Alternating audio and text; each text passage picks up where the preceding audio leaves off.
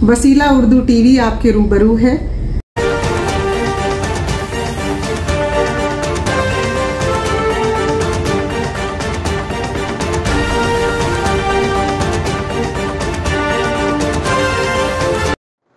नाज़रीन, वसीला TV channel के सिलसिले तकल्लुफ़ बरतरफ के तहत आज हम गुफ्तगू करेंगे ख्वाजा ग़ुलाम सईद रब्बानी साहब से। ये मेरी खुशनसीबी है कि आज मैं इतनी हम्मा जहद और एक मारूफ अजीम शख्सियत का इंटरव्यू लेने जा रहा हूँ और ख़ुद हमारे चैनल के लिए भी एक एज़ाज़ है। तो मैं रिवायती बातों को तर्क करते हुए सबसे पहले तो ख्वाजा साहब का इस्तकबाल करता हूँ। बहुत बहुत इस्तकबाल है कि आपने हमारी दावत को कबूल किया और इंटरव्यू देने के लिए हमारे लिए कुछ वक्त निकाला सर। मुझे बहुत खुशी है कि ये मौका मुझे मिला। मज़ाक़न भी हम लोग कहते रहते हैं कि हम वसीले पे यकीन रखने वाले हैं, तो वसीले से हमारा पुराना ताल्लुक़ है। और फिर से एक बार मैं इस स्क्रीन से जोड़ रहा हूँ तो मुझे बहुत खुशी है। और एक और दिलचस्प बात है कि मैं दूरदर्शन में रह के मैंने कई लोगों के इंटरव्यूज़ किए, लाइव प्रोग्राम किए। आज मैं बहुत खुश हूँ कि मुझे कोई इंटरव्यू कर रहा है, मुझे बहुत खुशी है। जी हाँ, हमारे लिए भी एज़ाज़ है। तो आपकी तालीमी इब्तदाई तालीम और आपका जो आला तालीम का सिलसिला है ये रिवायती नहीं रहा, बिल्कुल ही गैर रिवायती रहा है। और आम तौर पर समझाया जाता है कि डॉक्टरी का ये तरीक़ा है और इंजीनियरिंग का ये तरीक़ा है और आप कई रास्तों से होते हुए अपनी मंजिल तक पहुँचे हैं। ये बिल्कुल एक नई चीज़ है। तो उस ताल्लुक़ से मैं चाहूँगा कि आप कुछ गुफ्तगू करें ताकि हमारे जो नाज़रीन हैं और जो दूसरे अहबाब हैं वो समझते हैं कि एक रुख पर निकल जाए तो फिर दूसरी तरफ जा नहीं सकेंगे। तो ये बहुत इंस्पायरिंग चीज़ है आपकी शख्सियत की। मैं अर्ज़ करना चाहूँगा और नए बच्चों से भी मैं ये कहना चाहूँगा कि आप में अगर हिम्मत है और आपने अगर तय कर लिया कि आप वहाँ पहुँचना चाहते हैं तो आपके लिए कोई मुश्किल नहीं। मेरा तालीमी सफ़र बड़े कहते हैं ना कि उबड़ खाबड़ रास्तों से गुजरा, बाद में शाहराह पे आया। मेरी जैसे मेरे वालिद मेडिको थे तो उन्होंने कहा कि मैं मेडिकल तालीम नहीं दिलवाऊँगा, मैं इंजीनियर हूँ। इंजीनियर पढ़ने के लिए मैंने फर्स्ट ईयर BSc किया, नागपुर आया तो रीजनल इंजीनियरिंग कॉलेज में एडमिशन नहीं हुआ। अब मेरी किस्मत कि लोगों ने मशवरा दिया, मेरे वालिद ने मुझे ITI में सर्टिफिकेट कोर्स में दाखिला करवा दिया। मेरा मिजाज भी नहीं था, लेकिन मैंने कहा कि ताबेदारी तो पहली चीज़ है। मैंने मोटर मैकेनिक में ITI पढ़ लिया, फिर उसके बाद स्कूटर सुधारने के कारखाने में स्कूटर सुधारना सीखने लगा। फिर मुझे ये लगा कि इंजन की बोरिंग का और लेथ मशीन के अंदर बहुत स्कोप है, बहुत पैसे कमाते हैं लोग। मैंने लेथ मशीन चलानी शुरू की, वेल्डिंग करनी शुरू की। अब मेरे अहबाब मुझसे कह रहे थे कि ये आदमी दिल में जब करके पता नहीं क्या करना चाह रहा है, अपने आप से बदला ले रहा है। लेकिन मैंने तालीमी सिलसिला नहीं छोड़ा। दिन में मैं कारखाने में काम करता था, रात में मैं प्राइवेट एग्जामिनेशन में अपीयर नोट्स वोट जुटाए, मेरे असातिज़ा ने मदद की। मैंने BA का इंतज़ाम किया तो नागपुर यूनिवर्सिटी में मैंने BA में टॉप किया। तो मेरे प्रोफेसर मरहूम सैयद अब्दुल रहीम साहब ने कहा कि आपको दक्षिणा की स्कॉलरशिप मिलेगी, आप मॉरिस कॉलेज में एडमिशन ले लीजिए अरेबिक लिटरेचर से। मैंने अरेबिक लिटरेचर में MA किया, उसके बाद जर्नलिज्म किया। तो ये उस ज़माने की बात है कि मैं कारखाने से काम करते हुए आया था, मेरे दोस्त थे, तो नागपुर के रेडियो स्टेशन से उर्दू प्रोग्राम शुरू हुआ। तो शहजाद असद प्रोग्राम एग्जीक्यूटिव से बात कर रहे थे और मैं ऐसे उनकी बातचीत सुन रहा था। प्रोग्राम एग्जीक्यूटिव ने पूछा कि अरे आप कौन हैं? तो उन्होंने कहा कि ये ग़ुलाम सईद रब्बानी। तो अच्छा, तो आप क्या करते हैं? मैंने कहा मैं कोई काबिल जिक्र काम नहीं करता, इसलिए मैं आपसे बात भी नहीं। मेरी आवाज़ सुन के उन्होंने कहा कि अरे आप रेडियो स्टेशन आइए, मैं आपको बताऊंगा कि आप क्या कर सकते हैं। मैं बताऊँ थोड़ा ही, मैं तो क्वालिफाइड भी नहीं हूँ, आप आइए, आपने BA कर लिया है, आप नागपुर रेडियो स्टेशन आइए। मैं गया, तो उन्होंने मुझे स्टूडियो ले गए और कहा कि आप उधर जाके एक टेस्ट दीजिए। फिर लिख के दिया उन्होंने, कहा एक शेर पढ़िए, एक डायलॉग बोलिए, कुछ अल्फाज का तलफ़ुज़ बताइए। और उन्होंने मुझे रिकॉर्ड किया और मुझे सुनाया कि आपको पता नहीं कि आपकी आवाज़ क्या है। मेरी आवाज़ को उन्होंने कल्चर किया और मुझे कैजुअल अनाउंसर का ब्रेक दिया। And then I started a new career in broadcasting. तो मैं वहाँ उर्दू का अनाउंसर बन गया। फिर उसके बाद प्रोग्राम एग्जीक्यूटिव की ख्वाहिश तो थी, لیکن جرنلزم کرنے کے بعد میں یونانی میڈیسن کی ریسرچ کونسل میں پبلیکیشن پروڈکشن اسسٹنٹ بن گیا اور ان کے جرنل کا ایڈیٹر بن گیا. پھر اس کے بعد میرا ممبئی دوردرشن پروگرام ایگزیکٹو کی سلیکشن ہو گیا. لیکن کچھ ایسے حالات تھے کہ وہاں فساد ہو رہے تھے تو میں نے جوائن نہیں کیا. پھر آرکیولوجیکل سروے آف انڈیا میں، کیونکہ کیلیگرافی میرا بچپن کا شوق تھا، my first love was Islamic calligraphy, تو میں نے وہ آرکیولوجیکل سروے آف انڈیا میں جوائن کر لیا اور پھر وہیں سے میں شروع ہوا ایز ڈائریکٹر ایپیگرافی. یہ میرا پہلا شوق. جی رحمانی صاحب، ایک اور سوال جو عام لوگوں کے ذہن میں پیدا ہوتا ہے کہ یہ جو کیلیگرافی ہے یا پھر جو سکوں کا پہچاننا ہے، اس کی کیا اہمیت ہے آج کے زمانے میں، کیونکہ وہ چیزیں گزر چکی ہیں؟ اس تحقیق سے ہمیں کس قسم کا فائدہ پہنچتا ہے یا تاریخی اعتبار سے اس کی کیا اہمیت ہے؟ اس تعلق سے اگر بتائیں. دیکھیے کہ ہم آج جس دور میں رہتے ہیں وہاں پہ کتابوں کا خریدنا اور اس کو پڑھنا اتنا آسان ہے کہ ہم اس کے پیچھے کی تاریخ کے بارے میں نہیں سوچتے. ایک وہ زمانہ تھا جب چین نے کاغذ کی ایجاد نہیں کی تھی تو کتابیں نہیں تھیں، اور بدھ مت کی جتنی تاریخ ہمیں اشوکا کے چٹانوں پہ لکھے ہوئے برہمنی کے کتبات سے ملتی. کتبات ہماری تاریخ کا موسموں کی وجہ سے برباد ہونے سے بچا ہوا، جسے کہتے ہیں کہ it is not weather beaten, it cannot be destroyed. So that's why it is contemporary authentic source of history. کتبات ہماری ہسٹری کا بہت اچھا ماخذ ہے. وہ ہمیں کچھ ایسی انبوجھ پہلیوں کے بارے میں بھی بتاتے ہیں جو ہمیں کتابوں میں پڑھنے کو نہیں. پھر اب کاغذ کی ایجاد ہو گئی، کتابیں لکھی جانے لگی تو کتابیں چھپتی نہیں تھیں. تو مخطوطات ہمیں یہ بتاتے ہیں کہ مذہب، تاریخ، فلسفہ، شاعری اور دوسرے فنون کے اوپر جو چیزیں لکھی گئی تو ہم کو مخطوطہ شناسی میں اسلامی کیلیگرافی کی مدد ملتی ہے. جیسے مثال کے طور پہ خط کوفی میں، خط سلس میں، خط نسخ میں، نستعلیق میں، شکستہ میں کیا چیزیں لکھی ہے اس کو ڈیسائفر کرنا ایک فن ہے. انگریزی کا ایک لفظ ہے، عربی کا ایک لفظ ہے صفر. تو صفر سے 1 یا 10 کی طرف آپ جا رہے ہیں تو انگریزی کی ایک ٹرم بنائی گئی ہے ڈیسائفر، مطلب صفر سے 1 کی طرف جا رہے ہیں. تو ڈیسائفرمنٹ سے ہمیں کتبات، سکوں اور مخطوطات سے وہ مواد ملتا ہے جو آلریڈی ریٹن ہسٹری میں نہیں. تو اس کی بہت اہمیت ہے. اور جب ہم لوگ کتبات کاپی کرنے جاتے ہیں تو کوئی پتھر کا کتبہ ٹوٹا ہوا ہے تو نسخ کے کیا اصول ہیں، سلس کے کیا اصول ہیں، نستعلیق کے کیا اصول ہیں، تو دائرے کیسے ہیں اور کھینچا ہوا خط کیسے ہے اور کشش کیسی ہے، مرکز، الف اور خط کرسی پہ بیٹھے ہوئے سارے خطوط، تو ہم ان کی مدد سے ان کو ڈیسائفر کر کے جو ٹوٹے ہوئے لفظ ہیں ان کو ان کی جگہ رکھ کے ایک تحریر بنا کے اس کتبے کو پڑھ کے ایک نتیجے پہ پہنچتے ہیں جو ہماری. ڈاکٹر صاحب، ایک اور بات یہ ہے کہ آپ کی جو کتابیں شائع ہوئی ہیں، 4-5 کتابیں میرے علم میں ہیں کہ 5 کتابیں شائع ہو چکی ہیں، تو آپ کی ان کتابوں کے موضوعات یا کس قسم کی آپ نے آرکیولوجی میں تحقیق کی ہے پھر مختصراً بتا سکیں گے؟ اس خاکسار کی 11 کتابیں ہیں جس میں سے 7 کتابیں اسلامک آرکیٹیکچر پہ ہیں، ایک کتاب ایپیگرافی پہ ہے جو میں نے جرنل ایڈٹ کیا ہے، اور ایک کتاب فارسی تاریخ نویسی پہ ہے، اور ایک کتاب اچل پور کی تاریخ ثقافت پہ ہے، اور ایک کتاب پالیٹکس ان اکنامک ڈیولپمنٹ پہ ہے. تو اس طرح کی کتابیں ہیں.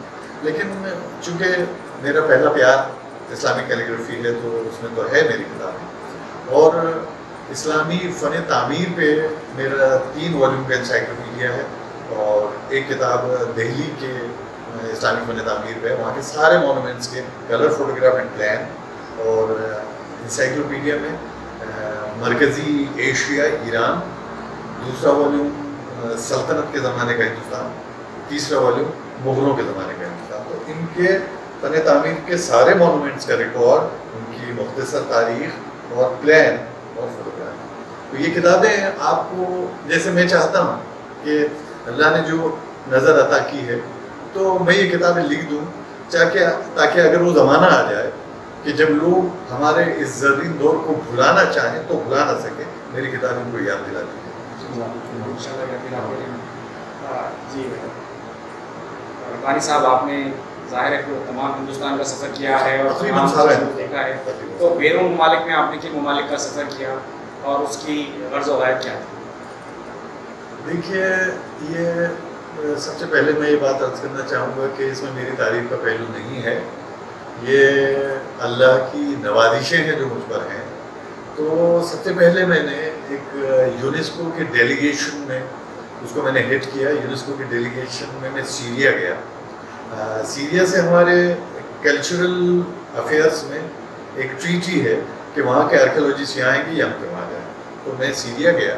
تو سیریا میں دمشق ایک ایسا شہر ہے، صرف ایک دمشق ایسا شہر ہے جو پری ہسٹورک پیریڈ سے ماڈرن پیریڈ تک، جدید تاریخ تک، ماقبل تاریخ سے جدید تاریخ تک ایک ہی شہر پہ آبادی بستی رہی. تو اس کو اسٹڈی کرنے میں گیا اور وہاں کے نیشنل میوزیم آف ڈیمسکس نے مجھے لیکچر کے لیے بلایا. پھر اس کے بعد ایک گریٹ کنٹروورسی تھی کہ افغانستان میں ایک پتھر کا پیالہ ہے، تو اس کو بدھ مذہب کے ماننے والے یہ کہہ رہے تھے کہ یہ بیگنگ باؤل آف بدھا ہے، جو کسی زمانے میں ہمارے یہاں سے کشان راجاؤں نے یہاں سے وہاں لے جا کے رکھ دیا. تو بات وہ نہیں تھی. ویریفیکیشن کمیٹی آف پارلیمنٹ نے مجھے وہاں بھیجا اور میں نے ویریفائی کر کے آیا کہ اس کے اوپر ایک فارسی کا کتبہ لکھا ہوا ہے. یہ افغانستان میں ایک مسجد کے مدرسے میں ایبلیوشن ٹینک کے طور پہ استعمال ہوتا تھا. اس میں سب سے پہلے شربت بھر کے اس کا افتتاح کیا گیا اور وہ پانی اسٹور، افغانستان میں پانی کم ہوتا ہے تو وضو کے لیے پانی کے لیے بنایا ہوا پتھر ہے، وہ میں نے پارلیمنٹ کو رپورٹ دی. پھر اس کے بعد سب سے بڑا اعزاز میرے لیے کہ سعودی عرب میں جنادریہ کر کے ایک میلہ ہوتا ہے جس میں الگ الگ ملکوں کی ایگزیبیشن ہوتی ہے. تو that year India was selected to exhibit heritage of our country. تو ہمارے یہاں کے لوگوں نے یہ سمجھا کہ اجنتا، ایلورا اور مارکنڈا اور یہاں وہاں کی مورتیوں کی نمائش ہوگی. تو سعودیوں نے کہا کہ لالا، تو کیا ہے، انہوں نے کہا کہ مورتی یہاں نہیں ہوگی. تو انہوں نے کہا کہ نو، ہم ہمارے ڈانس پیش کریں گے، بھرت ناٹیم کریں گے، موہنی اتم کریں گے، پھر اس کے بعد کچی پوری. پھر اس کے بعد انہوں نے کہا کہ نہیں، ہمارے اسٹیج کے اوپر لڑکی نہیں ناچتی. اب یہ پریشان ہوئے، واپس آ کے انہوں نے کہا کہ ہم کیا کریں. تو وہاں کے کسی آدمی نے سجیسٹ کیا کہ آپ اسلامی خطاطی کی نمائش لگائیے.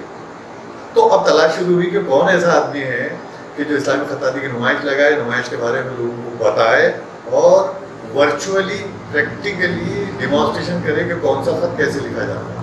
تو پھر گھوم پھر کے لوگ آئے اور کہے خیر صاحب آپ کو جانا پڑتا ہے. میں نے کہا کہ میں آ جاؤں. تو وہ میرے لیے سب سے بڑا اعزاز تھا کہ رامپور رضا لائبریری سے حضرت علی کے ہاتھ کا لکھا ہوا قرآن شریف کا نسخہ ڈیسیمل کاپی ہم نے لیا کے ڈسپلے کیا. جب یہ خبر وہاں کے اخبارات میں چھپی تو کنگ سلمان نے کہا کہ میں جاؤں گا دیکھنے کے لیے. اب یہ ہوا کہ سیکورٹی کا مسئلہ اتنا خطرناک ہو گیا کہ لوگوں نے کہا کہ ہم کیسے کریں گے. ان کا کہ نہیں، کنگ سلمان نے کہا کہ میں دیکھ لوں گا. And king himself was standing before me and asking what is that. تو میں نے ان کو بتایا کہ یہ قرن سطح 6 صدی کے آگے کے خط میں لکھا ہوا قرآن شریف ہے اور یہ حضرت علی سے منسوب ہے. تو وہ ہاتھ باندھ کے ایسے کھڑا رہا. تو مجھے ایسا لگا کہ جب میں پہلے خطاطی سیکھتا تھا، الف بے پے سے مرکبات مفردات لکھتا تھا، تو اس کی ہائٹ یہ ہے کہ دنیا کے مالدار ترین ملک کا شہنشاہ مجھ سے پوچھ رہا ہے کہ آپ اس کی خطاطی بات کریں. تو یہ میرے لیے دس تھا. پھر اس کے بعد میں ابھی حال میں ازبکستان گیا. ازبکستان اور ہندوستان ایک دوسرے کی ثقافت شیئر کرتے ہیں، ہماری کامن ہیریٹیج. جیسے آپ کو سن کے حیرت ہوگی کہ ہمارے یہاں انارکلی کے جو سوٹ ہے جو پہنتی ہیں بچیاں، دوسری مرتبہ مغل اعظم ریلیز ہوئی کلر تو وہ فیشن بن گیا. تو وہاں کا لباس ہی یہ ہے بچے. پھر وہاں کے پکوان بریانی قورمہ، پھر تندوری روٹی، جلیبی، وہ زلبا کہتے ہیں اس کو. تو وہ جلیبی وہاں سے ہمارے یہاں آئی. وہاں کی زبان، وہاں کی شاعری، ہم اس کو اپنے یہاں پریکٹس کرتے ہیں. تو میں وہاں گیا، ان کا ہیریٹیج ویک تھا تو ایک ہفتے کے لیے I was state guest there in Uzbekistan, اور وہاں میں نے ہندوستان کی چیزوں کے بارے میں بتایا. وہ اصل میں اس بارے میں بہت پریشان تھے کہ رامپور رضا لائبریری میں ان کے ملک کے لکھے ہوئے، ان کے ملک کے مصنفین کے مخطوطات رامپور رضا لائبریری میں. تو اس کو 2 والیوم میں میں نے کیٹلاگنگ کی، 300 مخطوطات کو 2 والیوم میں کیٹلاگنگ کی. یہ مخطوطات کا کیٹلاگ انگلش، رشین اور فارسی میں شامل. کووڈ کی وجہ سے میں ریلیز سیریمنی میں جا نہیں سکا، لیکن انہوں نے وہاں سے میرے پاس کاپی بھیجی. تو اسلامی خطاطی، حضرت علی نے کہا کہ جو خطاطی سیکھے گا اس کے رزق میں کبھی کبھی نہیں رہے گی. تو اس خطاطی کے طفیل میں اللہ نے مجھے اتنی عزت عطا فرمائی. اسی سلسلے میں تہران بھی گیا، جس کا ذکر ہمارے چھوٹے بھائی نے کیا ہے، کہ وہاں افتخار عارف سے ملاقات ہوئی اور ان کے ساتھ ہم نے ایک شب شعر میں حصہ لیا. میں نے اور وہاں پہ اپنے شعر سنائے اور انہوں نے بھی اپنے شعر سنائے. تو تہران کی بھی میری ایک وزٹ ہے. تو اس طرح اللہ نے بیرون ملکوں میں جانے کا موقع دیا، اللہ کی مہربانی. ہمارے یہاں جو مشاعرے کا تصور ہے، ہم لفظ مشاعرہ کہیں تو لوگوں کے ذہن کے پردے پہ یہ تصویر ابھرتی ہے کہ ایک شاعر آ رہا ہے شعر سنا. تو ان کے یہاں شب شعر ہے، اور شب شعر میں ایک عجیب بات ہے. میرے ایک دوست سے جو پاکستان سے آئے تھے، ان کا نام احمد شہریار ہے. انہوں نے کہا کہ شب شعر میں ہم شعروں پہ داد نہیں دیتے. تو میں نے ان سے کہا کہ بھائی آپ شاعر کو یہ ظلم کیوں کرتے ہیں؟ تو انہوں نے کہا کہ نہیں، یہ ہوتا ہے کہ اگر ایک شاعر مقبول ہو جائے تو دوسرے شعراء اس مقبولیت کے پیش نظر اس لب و لہجے میں شاعری کرنا شروع کر دیتے ہیں. تو اس لیے اچھا یہ ہے کہ داد نہ دی جائے. میں نے کہا کہ ہم کو یہ کیسے پتہ چلے گا کہ آپ ہمیں پسند کر رہے ہیں؟ کہا کہ دوسری بار بلائیں گے. اس کا مطلب آپ کے شعر پسند کیا. جی، جب شعر و شاعری کا ذکر چل نکلا ہے تو یہ بتائیں کہ آپ کا جو شعری سفر رہا ہے، شاعری کی ابتدا کیسے ہوئی؟ بنیادی طور پہ میں نثر نگار ہوں، اور اسی شناخت کو دل کے قریب بھی رکھتا ہوں کہ میں نثر لکھتا ہوں، اور تحسین شعر بھی لکھتا ہوں، تحقیق تنقید بھی لکھتا ہوں، اور افسانے بھی لکھتا ہوں. لیکن جب میں براڈ کاسٹنگ سے جڑ گیا اور آکاشوانی ناگپور سے ریڈیو کے پروگرام کے لیے بیت بازی ہونے لگی، تو 2 کالجوں کے بیچ بیت بازی، 2 گروپس کے بیچ میں بیت بازی. تو اس کا اندر مشکل یہ ہوتا ہے کہ فلاں ردیف کا شعر پڑھا گیا، اس ردیف کے آخری حرف سے آپ کو شعر کہنا ہے.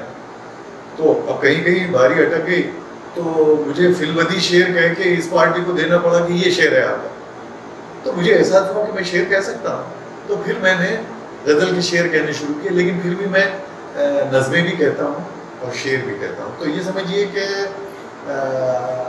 جسے کہتے ہیں کہ 80 کے دہے کے اخیر میں نے شاعری شروع کی، اور 90 کے دہے میں، اس دیکھت میں نے اچھی شاعری کی، بھرپور مشاعروں میں بھی شرکت کی، شعری نشستوں میں میرا کلام بھی شائع ہوا. تو اس طرح میں مڑا اس طرف. لیکن اب اگر آپ پوچھیں کہ میری فکر کیا ہے، سلوک کیا ہے، میں کس طرح کے شعر کہتا ہوں، تو میں یہ کہوں گا کہ رومانی شعر تو میں نے کبھی نہیں کہے، تاثراتی شعر تو میں نے ہمیشہ کہے، لیکن اب میں سیاسی رنگ کی شاعری کہتا ہوں. مطلب میرا تخاطب تو محبوب سے ہی شکایت ہے، اور مجھے جسے کہنا چاہیے کہ رقیب سے بھی شکایت ہے، لیکن میرا محبوب کوئی اور ہے، میرا رقیب کوئی اور ہے. زمانہ، سیاست اور جو اہل سیاست ہے ارباب، ان سے مجھے شکایت ہے. اگر موقع رہا تو میں آپ کو ایک آدھ غزل اس رنگ کی سناؤں گا کہ اس کی علامتیں آپ کو غزل میں رہتے ہوئے کہاں لے جاتی ہیں. جی خواجہ ربانی صاحب، ایک اور بات یہ ہے کہ مادری زبان میں تعلیم دی جائے اور اردو میں ابتدائی تعلیم دینے سے جو ہے فلاں فائدے ہیں. اور یہ اردو انگریزی کا جو جھگڑا ہے، خاص طور پہ جو ہمارے گھرانوں میں ہوتا ہے، یا اردو انگریزی کو چھوڑ دیجیے تو ریجنل لینگویجز کا مسئلہ پورے ہندوستان میں ہے. تو یہ ریجنل لینگویج اور انگلش کا جو ٹکراؤ ہے، اس کو آپ کس نظر سے دیکھتے ہیں؟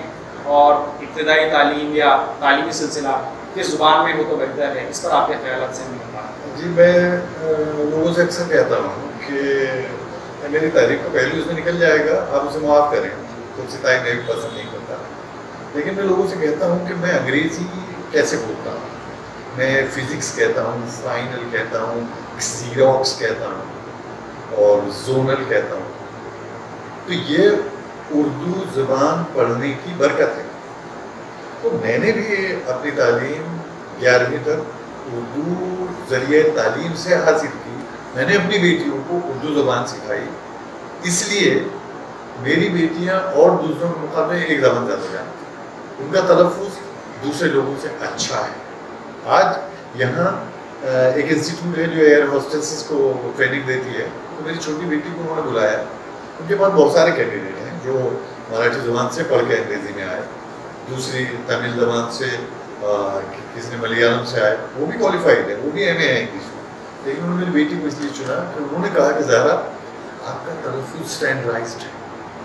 تو اس کے جواب میں نے یہ کہا کہ یہ اردو کی برکت ہے. اب آتا ہوں اس سوال کی طرف کہ یہ سائیکولوجسٹ بھی کہتے ہیں اور بڑے لوگ بھی کہتے ہیں کہ مادری زبان میں تعلیم دینے سے جو کمیونیکیشن ہے وہ فل ہوتا ہے اور بچہ سب کچھ سمجھ جاتا ہے. یہ آپ کی استطاعت پہ منحصر ہے کہ اپنی مادری زبان میں تعلیم حاصل کرنے کے بعد بھی آپ انگریزی دوسروں کے مقابلے اچھی بول سکتے ہیں اگر آپ نے اتنی ہمت ہے. ریجنل لینگویج میں میرا تمل ناڈو کا تجربہ ہے کہ میں میلی وشالم ایک جگہ ہے جہاں پہ اردو کے کالجز بھی ہیں، وانی باری میں گیا تو ان کے پاس 3 زبان کا 3 لینگویج کا ہے، تمل، انگریزی اور اردو. تو ہم نے بھی ایسا کرنا چاہیے. جیسے میں مہاراشٹر میں رہتا ہوں، میں اپنے بچوں کو تاکید کرتا ہوں کہ وہ مراٹھی زبان سیکھیں، آپ کی اسٹیٹ لینگویج ہے. انگلش سیکھنا اس لیے ضروری ہے کہ اس دنیا میں انگلش کے بغیر گزارا. کمپیوٹر آنے کے بعد آپ اپنے ماؤس کو چوہا نہیں کہتے اور کاپی کر کے پیسٹ کرنے کو تو نقل کر کے چپکانا نہیں کہتے. تو اب کمپیوٹر نے آپ کو مجبور کر دیا ہے کہ وہ ٹرمینالوجی آپ استعمال کریں. ورڈ پیج ہے تو ورڈ پیج ہی، حرف کا صفحہ نہیں کہتے.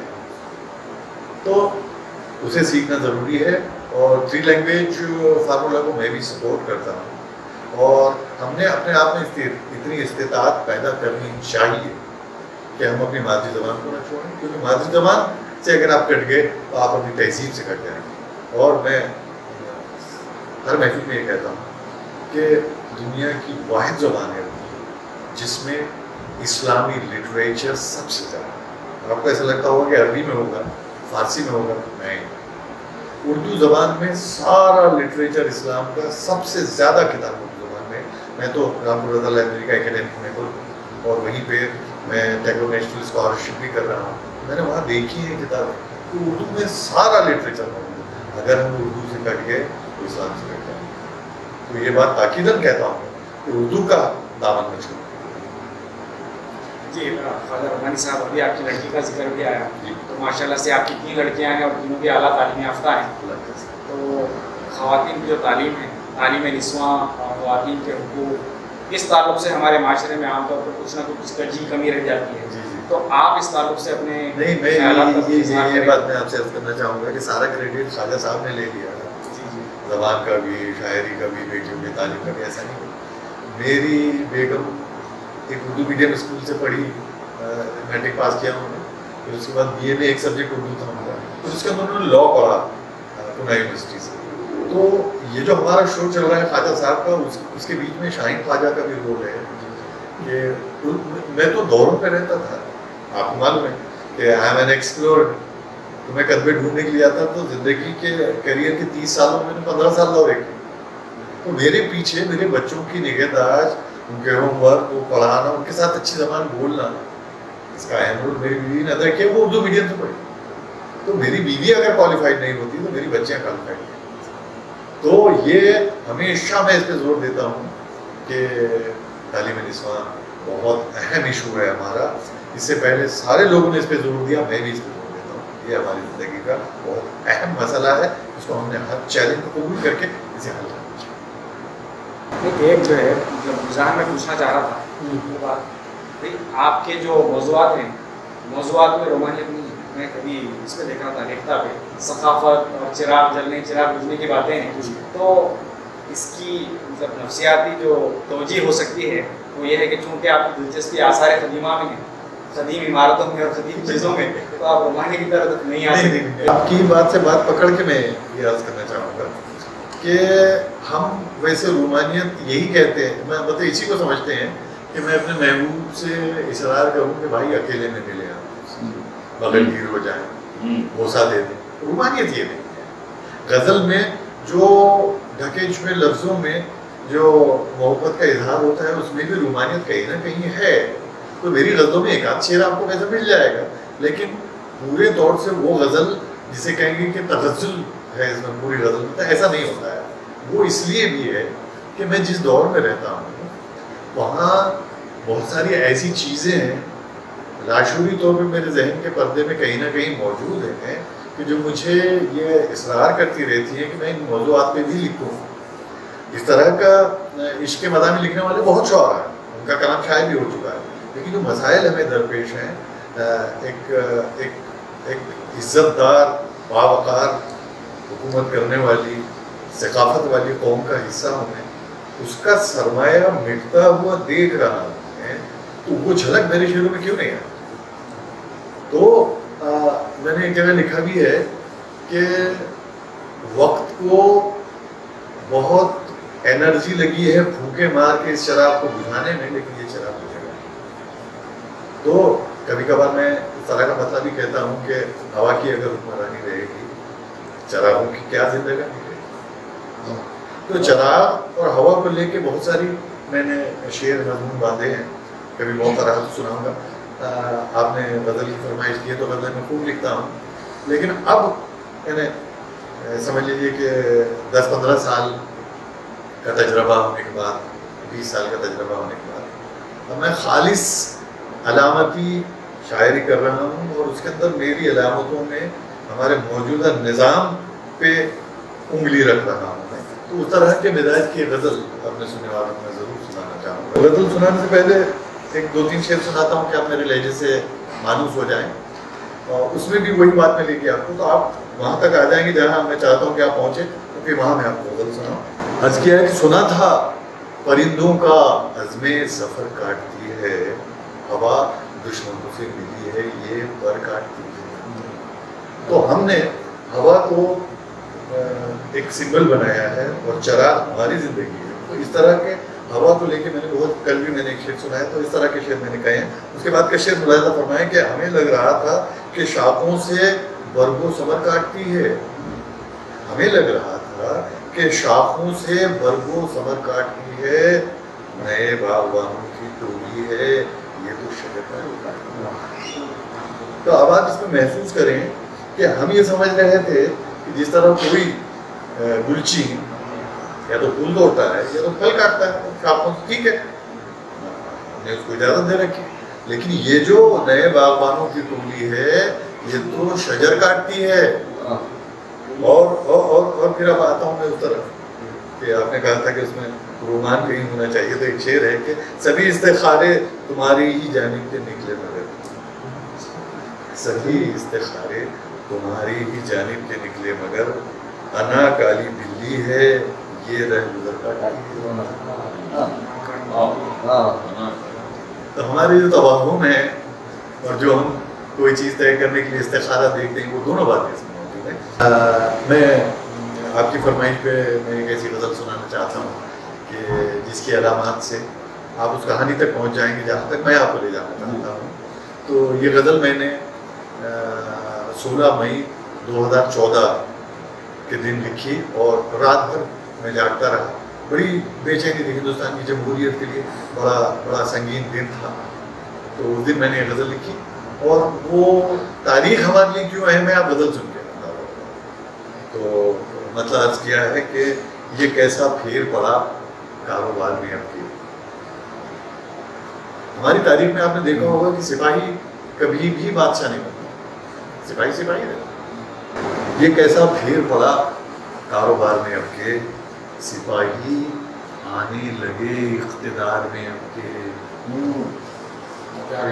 یہ کیسا پھیر پڑا کاروبار میں اب کے، سپاہی آنے لگے اقتدار میں اب کے. اور یہ شعر ملاحظہ فرمائے کہ ہوا چراغ جلانے کی بات کرتی تھی، ہوا چراغ جلانے کی بات کرتی تھی، ہمیں بھی دیر لگی اعتبار میں.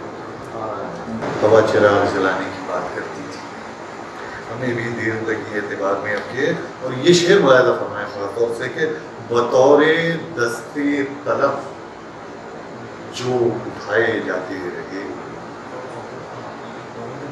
बतौरे दस्ते तलब जो उठाए जाते रहे, वो हाथ आए नहीं है शुमार में।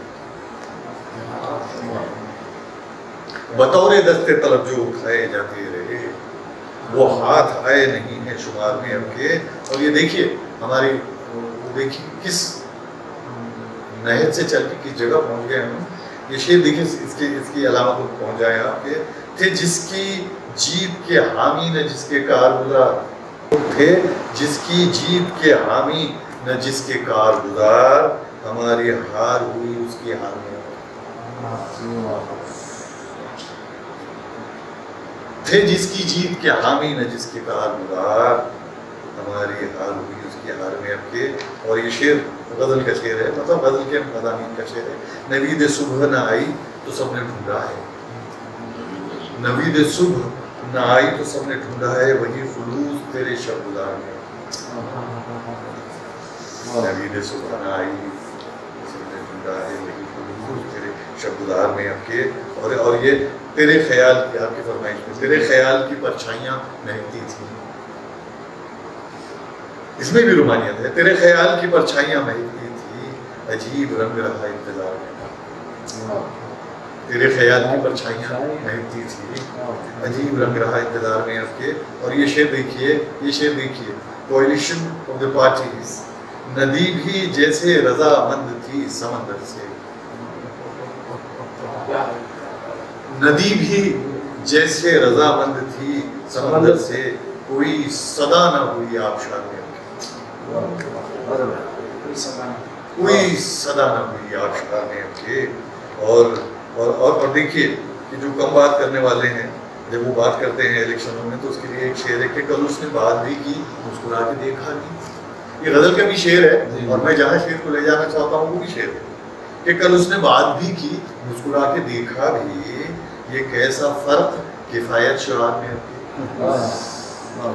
आप ताकीद करना चाहूंगा कि कल उसने बात भी की, मुस्कुरा के देखा, ये कैसा फर्क किफायत शुआर में आपके।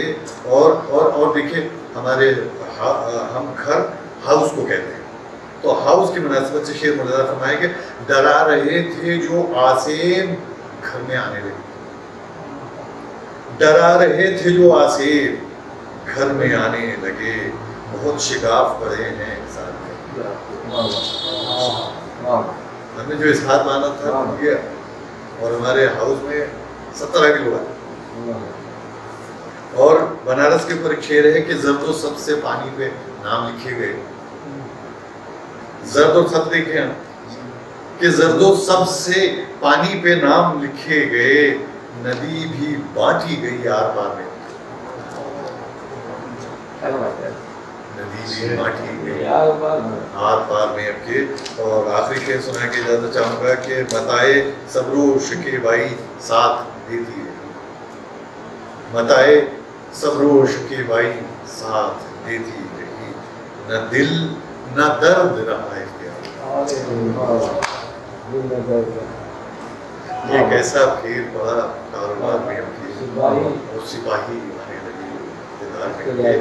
मुझे बहुत खुशी है कि मैं ऐसी समातों के सामने अपनी गज़ल पेश कर रहा हूँ जो मेरी अलामत को समझते हैं, और जहाँ मैं ले जाना चाहता हूँ वहाँ मेरे साथ चलते हैं। आपके सुनने का वक्त।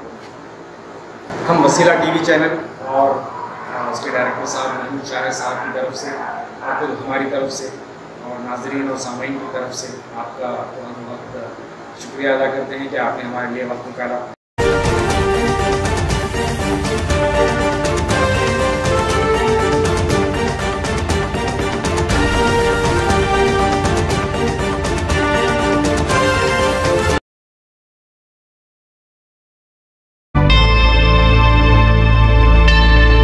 Subscribe to my channel and also press this bell icon so you can get latest video notifications.